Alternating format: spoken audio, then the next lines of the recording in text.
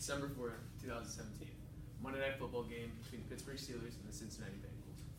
Longtime rivals.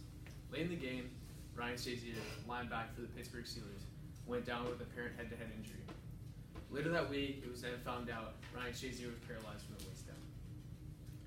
Many of you have encountered a head injury of some sort, whether it's just a cut, bruise, bump, but you know it's not taken lightly. It's something that should be taken care of in that matter, in the moment. I'm credible of speaking on this topic because I have an extensive sports background, as well as I took a sports med class back in high school that learned me how to deal with injuries and how to be a parent with them. Head injuries are sustained by many players in the game of football around the country that result from lack of equipment as well as the dangerous aspects in the sport. Today we'll be talking about the history of the injuries, the impacts it has on the players, as well as the equipment used to prevent the injuries. The rate of injuries over the years is extremely significant. The first football head injury occurred in about early 20th century, 1900s, when the game first became popular. According to the National Library of Medicine, many people became sick with blood rushing to their head, which is later diagnosed as what we now know as a concussion. In a Harvard football season in the early 1900s, there was only 2 games recorded without a concussion. Between 1944 and 2004, 44 players died from head injuries related to football, as well as 160 concussions being given out per year. According to Human Diseases and Conditions, most players were diagnosed with CTE, what we now know as chronic traumatic encephalopathy, which is a brain disease which causes mood swings, oftentimes depression, even suicidal thoughts. So a concussion lasts usually anywhere between a couple days to a couple weeks. It requires no technology, so you're not allowed to watch TV, no video games, no phones, and most importantly, obviously, no outside play. Now that I've talked about the history, I'll now talk about the impacts it has on the players themselves. Impacts that injuries have on the players is very significant.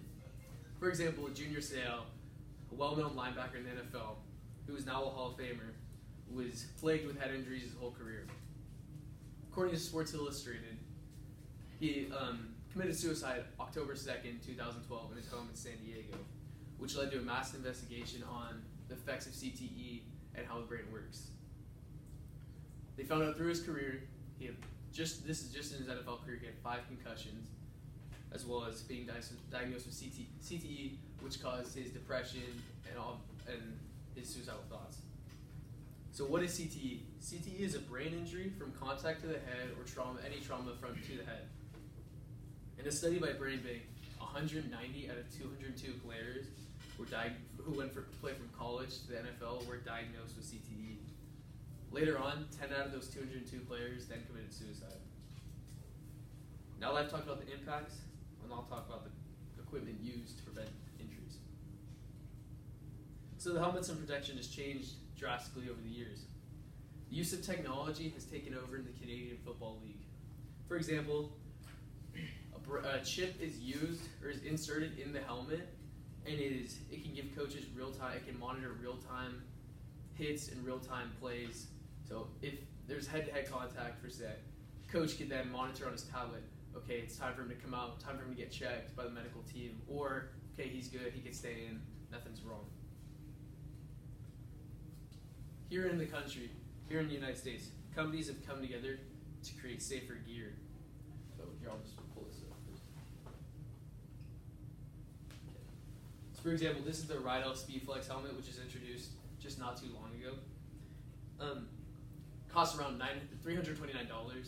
It's a pretty expensive helmet, but it puts together all the players' basic needs. So what Rydell did as a company is they made a poll for teams such as high school teams, college teams, NFL teams that would come together to find out what would make the helmet safer and easier to use. So they came to the idea with something that would be aerodynamic, light on the player's head, not causing like a lot of neck injuries, and something that would obviously make the game a lot safer. So as you can see up there, that little horseshoe looking like indent on the top and the holes on the side absorb the hits when they hit other players' heads or if they hit anything else, compared to, as you saw, decades ago, like a bucket-looking helmet that would have no holes or circulation through it. It was used so when they go head-to-head, that flap could actually come in and absorb a hit to the top of the head, reducing the amounts of concussions given out. And here we have the Vice-01. So what the Vice-01 is, it's kind of the same technique. It has the holes at the top, but this time the protection it molds hits, but not from the top of the helmet, but actually from the inside of the helmet. So what it has on the inside of the helmet is a gel-like mold that folds to the player's head. It molds their head, and what it does is, if it head-to-head contact, it'll actually absorb from the inside, not as much on the outside. This helmet is a lot pricier. It's around $950. You're really not going to see that on a lot of high school players. You do see it a lot in the NFL though. So it was voted the top-ranked helmet for the third year in a row by the NFLPA, according to Vices.com. Forming the topic of head injuries can save the future of the game. Today I've talked about the history of the helmet, or the history of the injury, the impact it has on the player, as well as the equipment used. Now and in the past, head injuries are obtained by many players around the world due to the dangerous nature of the sport, as well as the lack of equipment. Throughout the NFL, high school, Canada, and many other leagues, changes in head-to-head contact are on the way to make the game a much more safer experience.